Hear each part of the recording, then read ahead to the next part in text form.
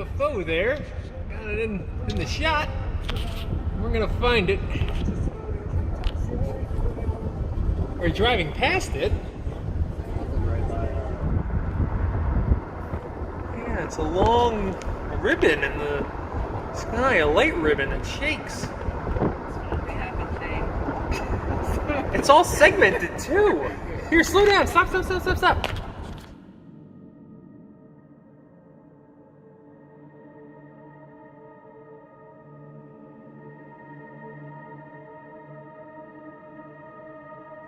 Tell us what you saw. Well, we had launched on a routine training mission. When we joined up, we were told that the event was going to be canceled and that we had real-world tasking, and we were sent out to the west. Now, take in mind that this has taken place about 100 miles southwest of San Diego, between San Diego and Ensenada, Mexico. Yep. On a clear, perfect day, blue waters. We get out to the spot where they tell us it's at. We start looking around, and both airplanes see a disturbance in the water and a white 40-foot long tic-tac shaped object just hovering above the water, going forward, back, left, right. There's no rotor wash, there's no wings, nothing. So as we drive around in a clockwise flow, we get to about the 9 o'clock position, and I said, well, I'm going to go down and check it out, and the other jet is going to stay high. So as we go down, when we get to the 12 o'clock position, it starts to mirror us. So it's in a clockwise flow, and it's on the opposite side of the circle from us. And we continue this. It's in a climb, we're in a descent, we're getting a great look at it. This whole thing takes probably up to 5 minutes from the time we show up. I get over to the 8 o'clock position, it's at about the 2 o'clock position, and I decide I'm gonna go and see what it is, and it's about 2,000 feet below me. And I cut across the circle, and as I get within about a half mile of it, it rapidly accelerates to the south in about 2 seconds and disappears. Closed its office that dealt with UFO sightings in 2012 when Congress, in essence, stopped funding it. That office was called the Advanced Aerospace Threat Identification Program. Now, after a series of unusual encounters by Navy jets, like this one in 2017, showing an F-18 Super Hornet encountering an unidentified object, the Navy has decided it needs to codify how its sailors and pilots record such unexplained events. Ok, là, vous allez voir la vie. Là. Vous allez voir une vie autre que la nôtre, ok? Checkez ça. On le voit. Checkez ça. Checkez ça, merci.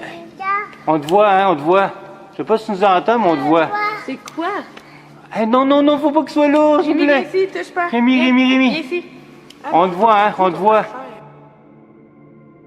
So it's really not a question of, do governments believe UFOs are real? Yes, they do. The United States government does. The British government does. The question is, do they have any idea what they are, where they're from? No, we don't. We keep an open mind on it. We don't rule anything off, take nothing off the table with this. Our point really is that whatever these things turn out to be, there is a serious defense, national security, and air safety issue here. Yes. Well, so that's kind of the nub of it, and that's where my interest comes from. So why aren't governments encouraging the population, if you see something, say something, report sightings to the government so we can make sense of this potential threat?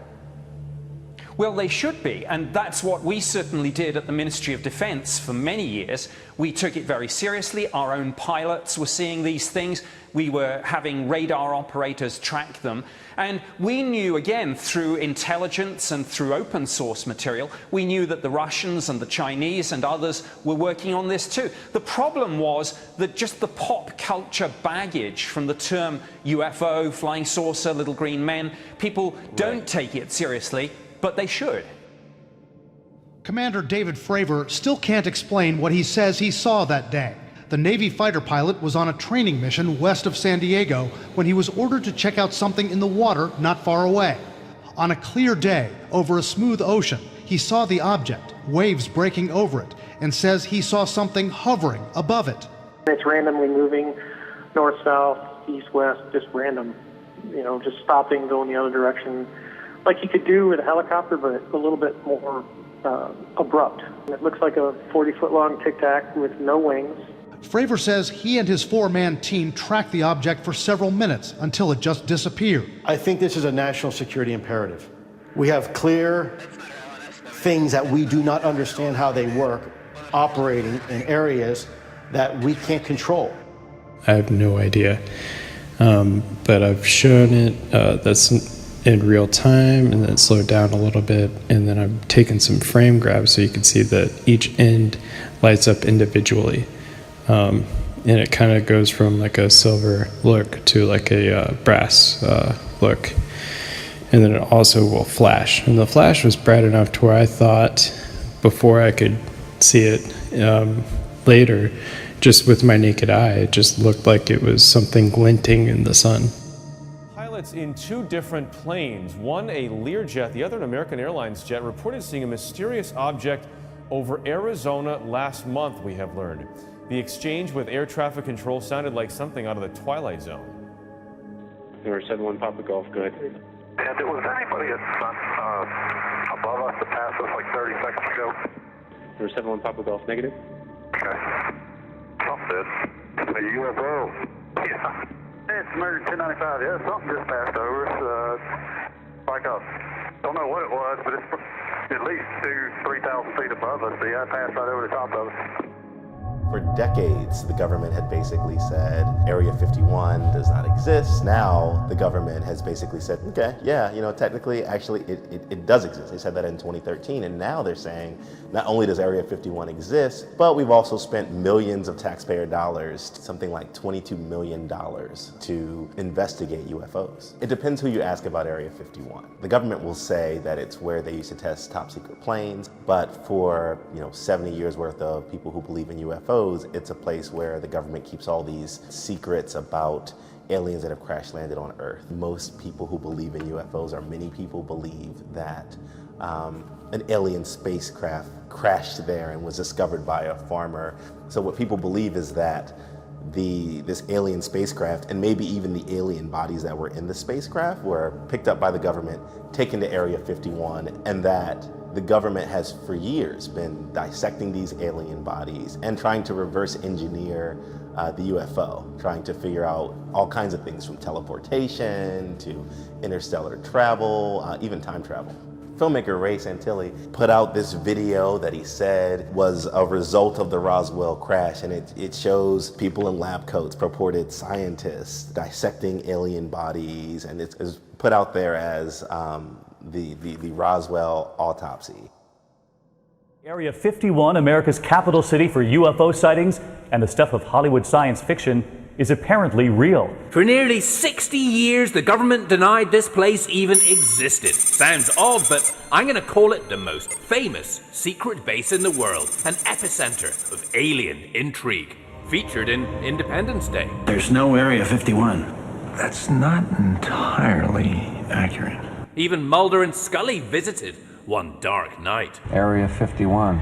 Classified experiments involving extraterrestrial technology. Now, for the first time, the US government has released CIA documents showing a map of the secret base in the Nevada desert, with Area 51 not redacted. So, I mean, this might be one step on the road to finding out really what has gone on there.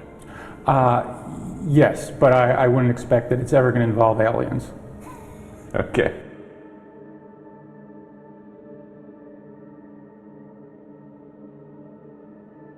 We have the government lying really from day one. The government knows more than they're letting on.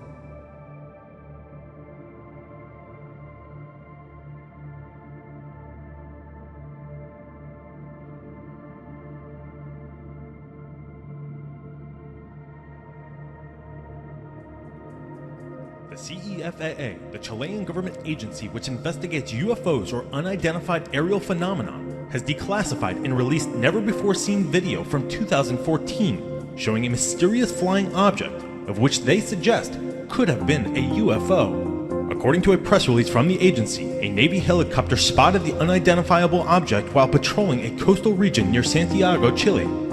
The unknown object was seen flying at a constant speed, similar to that of the helicopter, and moving forward. The pilot tried several times to communicate with the object, but he received no reply. Air traffic control failed to detect any flying objects on radar.